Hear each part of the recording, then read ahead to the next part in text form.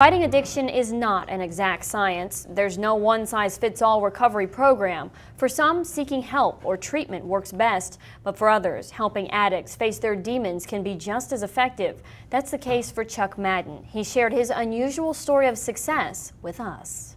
Well, how many people, if this is your first time in recovery? Chuck Madden started drinking when he was 12 years old. He spent years in various stages of intoxication, but when his brother died from substance abuse, he knew something had to change. There was no jail, there was no police, there was no angry wives or children. It was just me in a hotel room, and I knew it was over.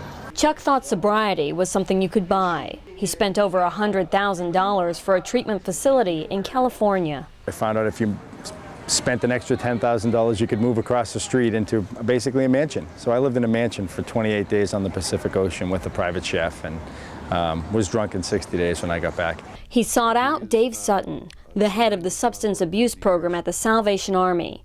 After 10 years of failed treatment, Chuck was dubious of another treatment plan, but Sutton thought of something a little outside of the box.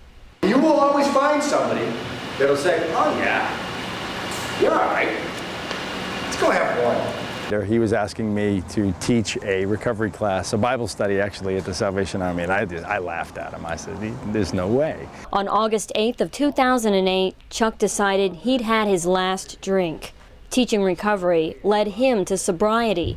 Now, he spends several days a week in the jail drug pod with prisoners, hoping for the same success. That right there is relapse. Every single one of us, that's it. Whether it's a drink, a pill, weed, a line, a needle, that's relapse. Reaching out to others is what makes Chuck stay sober.